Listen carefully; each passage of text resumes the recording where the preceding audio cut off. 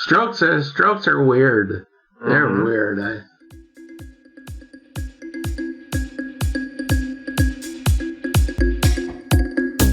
Welcome to the Strokecast. A Generation X stroke survivor explores rehab, recovery, the frontiers of neuroscience, and how to peel a banana with one hand. Hello, I'm Bill Monroe, and welcome to episode 110 of the Strokecast. Bill Torres, now 85, had a stroke at the tender young age of 71. There's a lot that survivors both young and old can actually take from his story.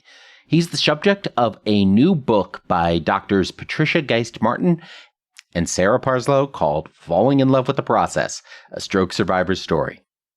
And Bill is this week's guest on Strokecast. We start off as Bill shares the most important lesson from his stroke. And that's really that you've got to do the work and fall in love with the process of recovery. So now, let's hear from Bill. When I started therapy, I got extra therapy in the hospital because a friend of mine was a physical therapist there, so he'd come in early and wheel me out and tie my leg to a bicycle, where I'd pedal. And so I'd have an extra hour of physical therapy every morning. Then when I got out, I started working out 3 hours a day. And I did that for 3 years, every day. Never missed a day, including, Sundays, 7 days a week, 1,000 straight days. I use, Tony Gwynn, he played 19 years. He was one of the best hitters ever. His last game in the 19th year, he still took batting practice. Why? Because he wanted to get better. And that's, what I try to convey to people that have a stroke. You got to keep practicing, no matter what. He didn't have to practice. He was his last time at bat, he still practiced because he still wanted to get better. That's why I still work out every day. I do 200 leg ups every day. I hit the speed bag every day. I punch the big bag 200 times every day. And then I lift weights. I had to fall in love with the process of working out to get better. I said that term to myself. I've got to fall in love with doing all this stuff over. I've got to repeat it over, because when I first started to work out, I couldn't lift up 1 pound with my bad arm. When Bill does a thing, he gets really focused on it, as you can tell. He's relentless, and that really empowers him. And not only does he work out like baseball great Tony Gwynn, but he's also got another morning routine, and yet another process. Can you hear my phone? It quacks. And the reason why it quacks, because I feed the birds. When I was learning how to walk, I would go down to the lake and I'd walk along the water, because it's nice and peaceful and you can meditate. And I saw a duck with a deformed bill, and he was starving to death. So I brought some food to him. So I started feeding the ducks. And I would say it's an obsession of mine. Like working out, 3 years with not a day off. Well, I fed the ducks. After that, I started feeding the ducks every day. In the last 15 years, I have maybe missed less than 10 days. So I'm up at the lake now, 6:15 every morning, and the ducks know me, and the squirrels know me, all the animals know me, and come right up to me and eat out of my hand. And so I'm kind of a creature of habit. And yet, despite being such a creature of habit, he also has lived a life of tremendous variety. My background is kind of weird. I change all the time. I've been from a school teacher to our man on Maui, welcoming people on Maui and showing them the island, to a tour guide taking 36 kids across the United States, through 39 states and Eastern Canada. I sold franchises for Arby's, roast beef. In fact, Washington was one of my territories. I was in charge of the 14 western states and Guam, Hawaii, Alaska, and Guam. And then I sold franchises for Carl's Jr., which is a big chain. I interviewed with them, and I was international for them for Mexico, all of Mexico. I taught school for 14 years. Taught school in Venezuela for 2 years.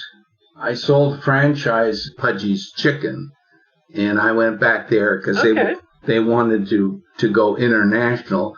So I opened up 10 Pudgy's Chickens in Jakarta. I always liked teaching. And a lot of those career skills likely are also all about process.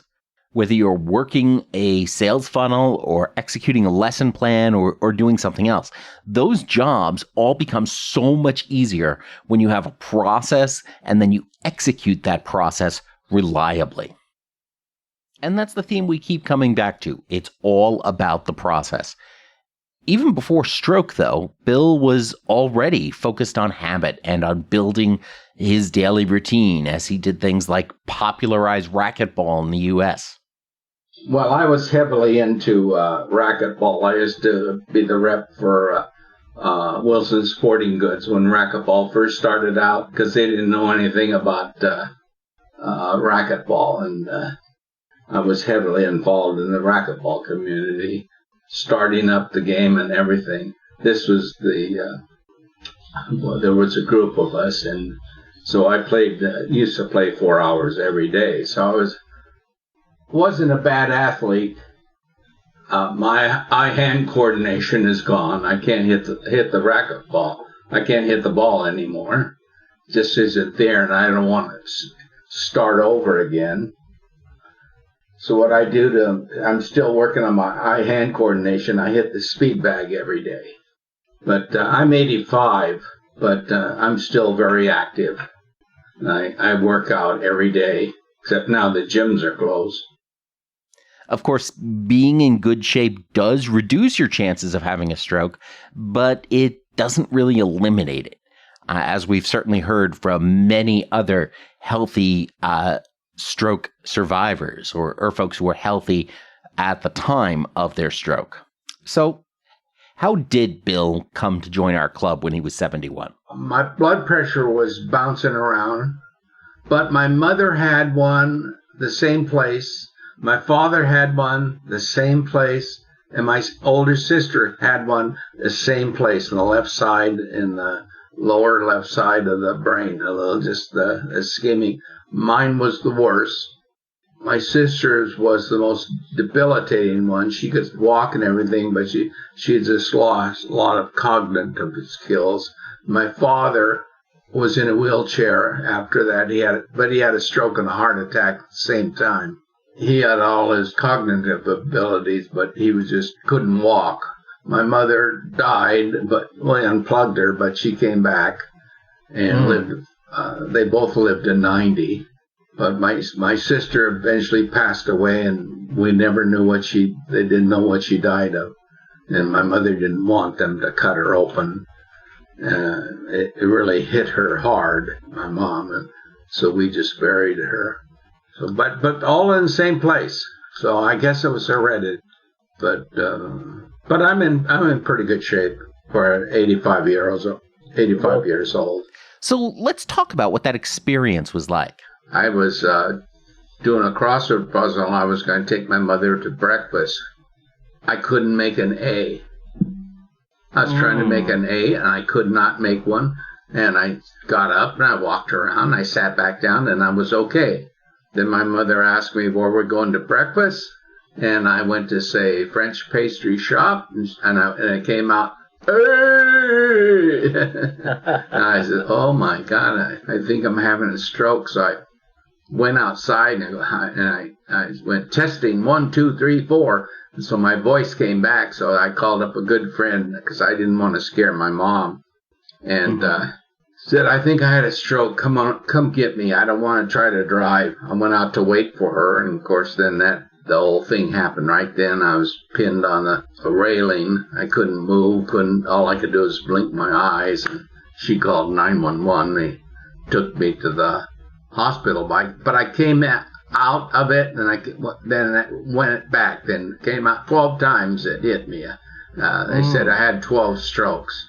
Then next thing I know, I wake up and I can see my skull on an MRI, and they had me swallowing some water, so they didn't know if I was going to be able to swallow the epiglottis, if it would come up or not. And I'm going, "Come on, epiglottis, go up," and it went up, so they didn't have to feed me through my stomach. Bill's daily process of feeding the ducks would lead to him actually meeting Patricia Geist-Martin, and we also get a sense of his showmanship from this story. Like I say, I was walking down the lake every day, and I saw these ladies doing Pilates or some exercises right by the lake, So I was walking up there to throw some trash away, and all the birds were following me. And I said hi to them, and they were just amazed at the animals following me, And I introduced myself, and I told them to keep up the good working out. I says, "I'm a stroke survivor, and I have to work out all the time." And Patricia says, "You're a stroke survivor?" I says, "Yeah." And she said, "Well, you don't look like you have a stroke." Well, I did. So we started talking, and she taught health communications at San Diego State. And she says, "Would you come out and visit my class?" I says, "Absolutely. Anytime I can get the word out, I'll do it." I gave her my card, and so she, emailed me, "Can you come in at 10 o'clock on Wednesday," or whatever time it was. And I said, "Okay." I said, "But first what you have to do is you have to show the video before I come in. Because I learned that if they don't see the video, and if I just walk in to talk about stroke, they say in their head, what does he know about a stroke? He's standing there and he looks good to me." So when they see the video, then I make I stand outside the door, and then when the video ends, I walk in, and she doesn't tell them I'm coming in. She just shows the video. Then I walk in, and they burst out in applause and just ooh and ah, and then I show them that I went to San Diego State. I'm a graduate of San Diego State. So then I just give it a little talk. I don't have anything prepared. You hear a lot of survivors on this show telling their stories, and many of us seem quite comfortable doing that. But if you're not comfortable sharing your story, that's fine too. I mean, there is absolutely nothing wrong with those feelings. Even Bill struggled to share his story. He did ultimately find a way to do it. Of course, when you really feel the need to tell your story, you can often find a way. I'm talking about a different person, a person that had a stroke. I'm not talking about myself. And I talk in the third person that I'm talking about this person that had a stroke, which is me, of course. But that's the only way I can do it. I can't talk about me. I have to talk about Bill, the guy that had the stroke, the other guy. I would go out there, and then they wrote wonderful letters to me, and I have hundreds of letters, because some of her classes were 100 people in them. And so people have been saying, "Bill, why don't you write a story about your stroke?" Because I go to Rotary, I go to churches, I go wherever they want me, I'll go. So Patricia says, "Why don't you write a book?"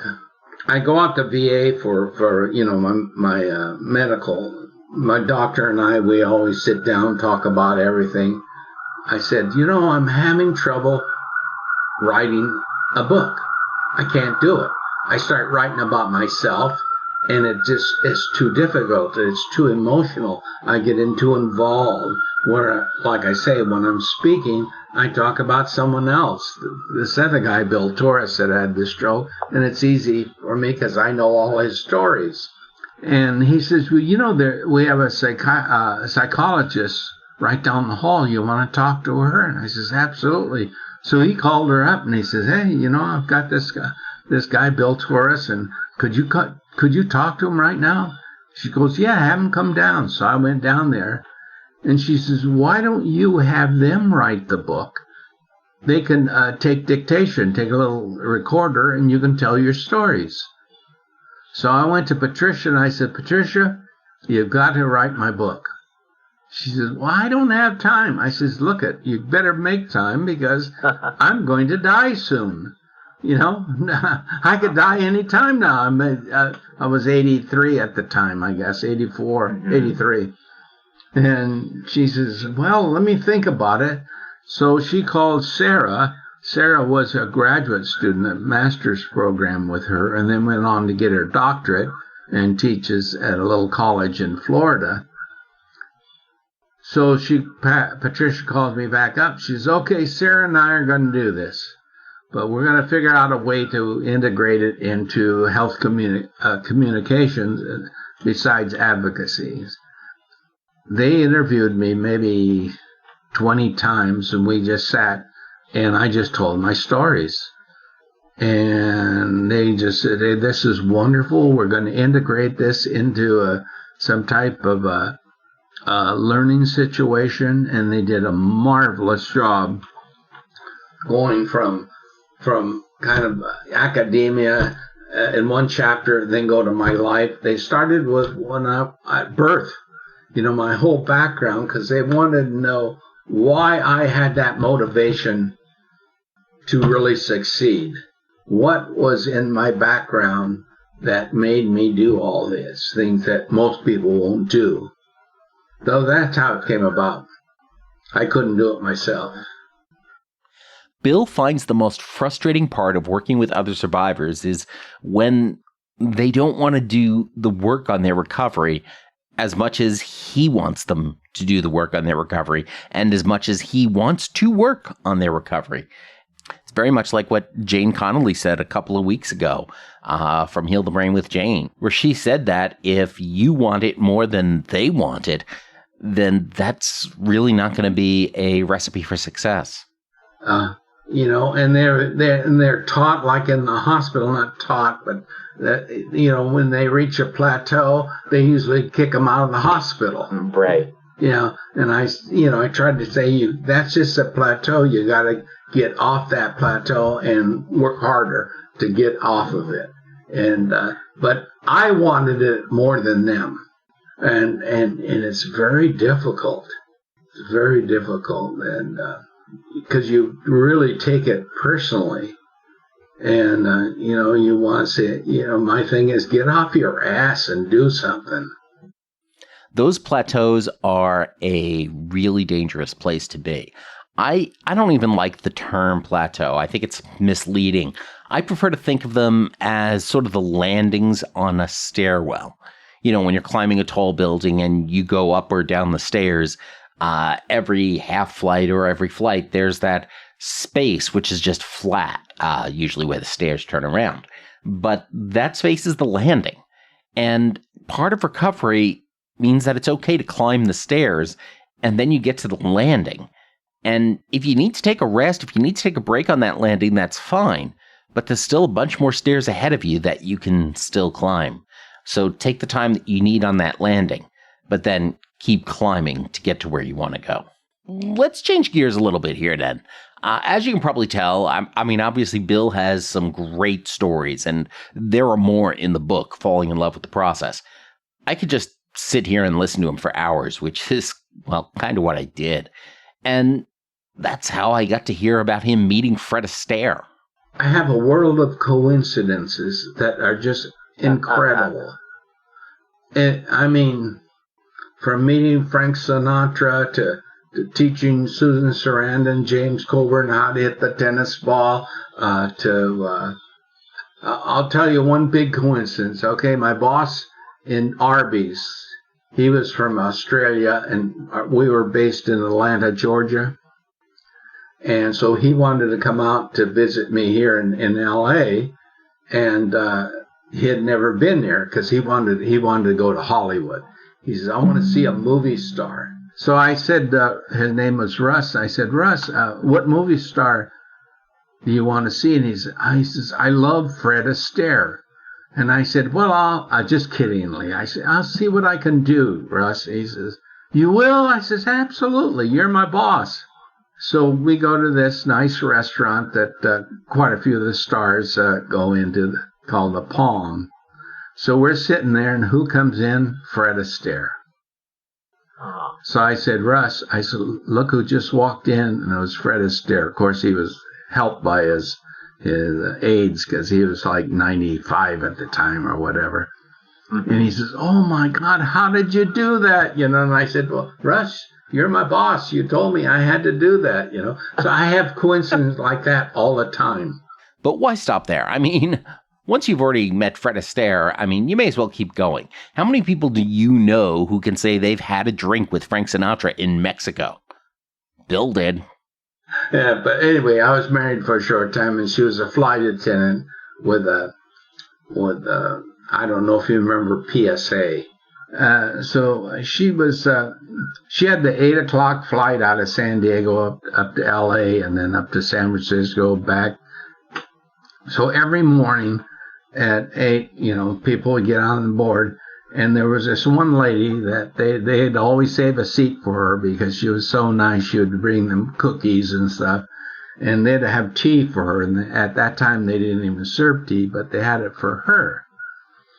So she said to my wife, and she says, why don't you and Bill come down to my hotel in Acapulco? So she comes home, she says, this lady that comes on my flight every morning, she's so nice that she's invited us to her hotel in Acapulco. And she says, do you want to go? And I says, yeah. So I said, well, we can go at Easter vacation. Let's go down there for 5 or 6 days. And then I got thinking, well, Easter vacation in Acapulco, Easter is Semana Santa in Mexico. And Semana Santa is a big vacation time. And everyone that can afford it in Mexico goes to Acapulco at the time. So I called up the lady and I said, I realize that's Semana Santa, and I don't want to, take up one of the rooms where you can rent it to someone. She said, Bill, this hotel is not that type of hotel. Just go down there, have a good time. So Ursula and I, and it cost us all of $6 to fly down there. So we fly down there, and I'm kidding Ursula. I said they didn't even have a limousine to pick us up. So we jump in a taxi, and I say, Acapulco Towers, please. And he goes, yes, sir. And I said, I like the way he said that. I said, is that a nice hotel? He said, it is the best. I had never heard of it. And I stayed at the Ritz there and a couple other real nice hotels. And I said, is it as good as the Ritz? He says, más mejor, much better. Mm-hmm. So we go up, and it goes up this windy little hill on top of overlooking all of Acapulco, and here's this beautiful hotel. It was 9 stories high and it was 3 sections. In the middle section was 2 bedrooms, 2 baths, and the outer section 1 bedroom, 1 bath. They were later sold as condominiums. And the manager comes out, I'm sorry I didn't send the limousine to pick you up, but it was broke down. I said, that's okay. So we go up to the room, and it's a beautiful room, all furnished, nice, beautiful pictures. And he opens the refrigerator, has a kitchen, and he says, we didn't know what you wanted to drink, so we just stocked it with, and there was every kind of booze you could think of. So we said, we want to go down for dinner. So we go down to dinner, and there's no one at the hotel. We were the only ones staying there, and this place is packed.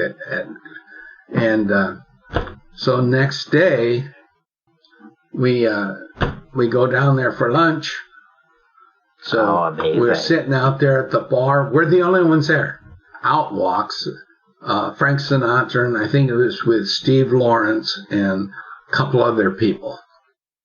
And I said, Ursula, look at that. That's Frank Sinatra over there.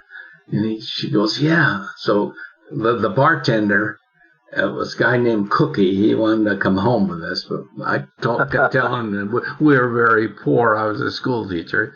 So I says, Cookie, take them a drink, because we just signed for everything. You didn't have to pay for anything. Take them a drink, tell them it's on me. So he takes them a drink, and Frank Sinatra says, thank you, Mr. Torres. Cheers. I said, the name's Bill, and he goes, and the name's Frank. Well, thank you, sir. So then he sent us a drink, and then they guys had a drink, and they said, thank you, Bill. And that brings us to our hack of the week, the power of hair curlers. My big thing is the hand, how it curls up. I can get the people's hands straightened out in 10 minutes. When I got home, I had my mother tongue depressors on my fingers with duct tape to keep them straight. Yeah, and then at night I slept with my hand on a book. I always had my hand flat, and my hand works perfectly. Where a lot of people said they get that their fingers, they close and make a fist, and they never get their hand open again. But I've had good success getting people's hands open where they hadn't opened it for 2 or 3 years. And then I use, instead of tongue depressors now, I use curlers. Women's curlers? Oh, sure. Yeah, then I just stick them on their fingers and say, wear them on your finger to keep your fingers straight. So I carry curlers in my car. And what I do is I, get people to exercise their hands, put their hands together, their fingers together, and do certain exercises. So I have one story of a guy that was out here from Ohio. His son was graduating from the university here. He had a stroke, so they called me. I went to visit him. So it was just an ischemic stroke, but his hand, he could move his finger. It took me 8 months to move the finger, by the way.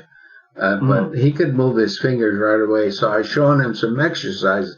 Then I showed him the one, where you put your hands together, then you turn your hands, and your fingers, one finger goes up, your middle finger goes up, and your one hand and your middle finger goes down on the other hand, then you wiggle them.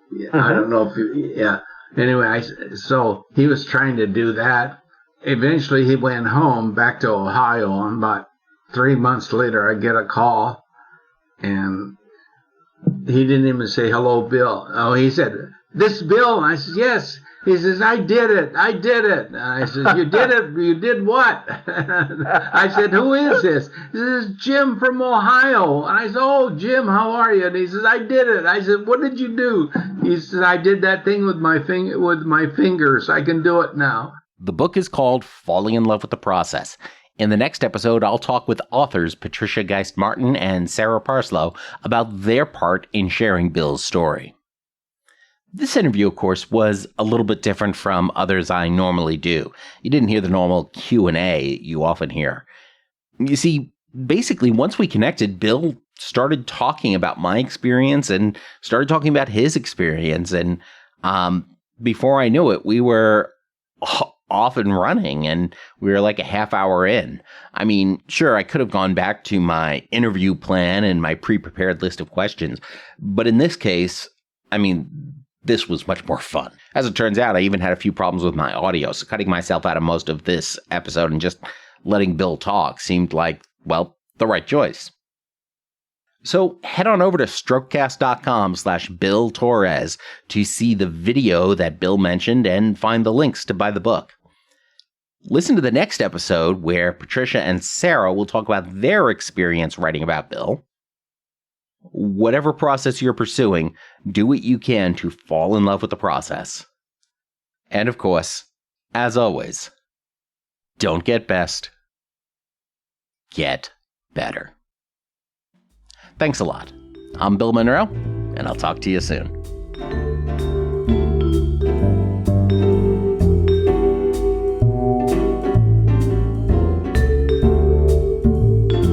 The Strokecast, Bill Monroe, and Bill's guests provide general information and entertainment, not medical advice. Please do not make any changes to your treatment plan or the execution of your treatment plan without first consulting your personal doctor or medical team. The Strokecast is a proud production of the Currently Speaking Podcast Network.